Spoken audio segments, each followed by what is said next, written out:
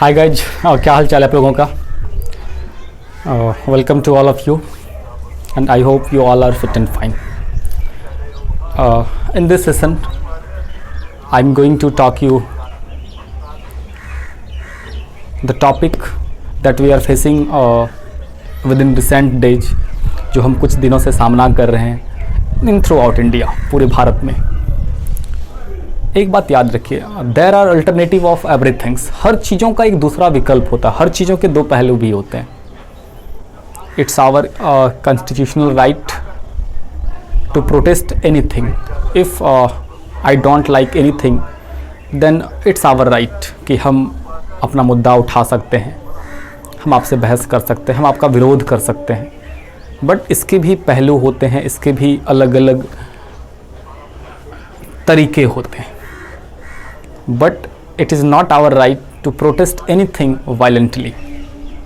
आप पीसफुली, शांति से भी किसी चीज़ के प्रोटेस्ट को कर सकते हैं।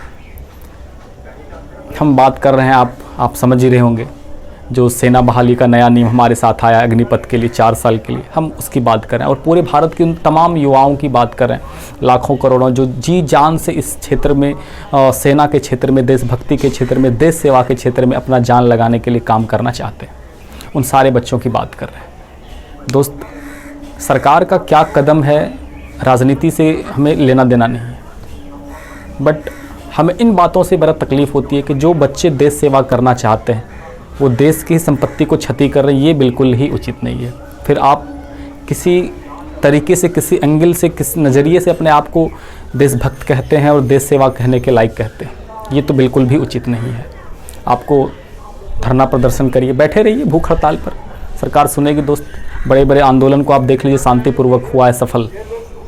तो लेकिन अपनी ही संपत्ति को क्षति पहुंचाना, आपको मालूम है कि एक रेल का कोच बनाने में कितना खर्च आता है?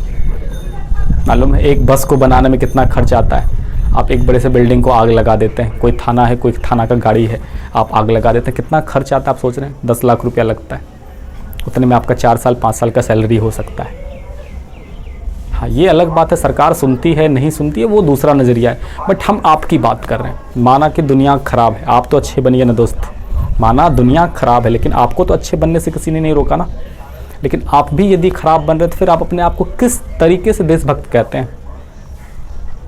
तो हमारे तमाम युवाओं से अपील है, प्रदर्शन करना है, प्रोटेस्ट करना है, करिए, शांतिपूर्वक करिए। अपनी ही संपत्ति को, अपने ही देश, अपने ही समाज, अपने ही शहर को क्षति पहुंचाना, तोड़ना, ये कतई उचित नहीं है। As a teacher, as a human being और एज ए इंडियन बड़ा तकलीफ़ होता है इन सारी चीज़ों को देख करके। जब रेल के कोच से धुआं निकलता है, जब आप पुलिस को दौड़ाते हैं, जब आप किसी बिल्डिंग में आग लगाते हैं, बड़ा तकलीफ़ होता है, दिल तक जाता है कि हम युवा इस तरह की भारतीय नहीं कहलाते दोस्त। हम भारतीयों को इस तरह की बातें शोभा नहीं देती है। बात रही युवाओं की और इस सेना में जाने की, दोस्त फिर हमारे पास और सारे ऑप्शंस हैं। आपको किसने कहा कि आपको सेना में ही जाना है? मत न जाइए यार। आपके लिए IIT है, नीट है, UPSC है, BPSC और ढेर सारे सर्विसेज के एग्ज़ाम्स निकलते हैं। करने का शौक़ है तो फिर करिए ना। आपके लिए ये तो सरकार ने नहीं कहा कि जितनी सारी वैकेंसी है सबको अब 4 साल पर ही लिया जाएगा।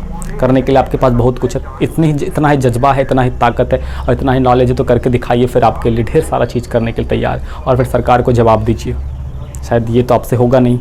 फिर से मैं एक बात कह रहा हूँ दोस्त, ये मेरा व्यक्तिगत विचार है, बिल्कुल राजनीति से पड़े, मुझे राजनीति से कोई लेना देना नहीं है। एक शिक्षक के रूप में और छात्रों को सही राह बताना, समझाना, ये हमारा कर्तव्य है। That's why I am talking to all of you. तो प्लीज़ बातों को समझने की कोशिश करें। विरोध करने के और भी तरीके हैं, शायद शांतिपूर्ण सरकार रूप से आपकी बात सुन सकती है। धन्यवाद।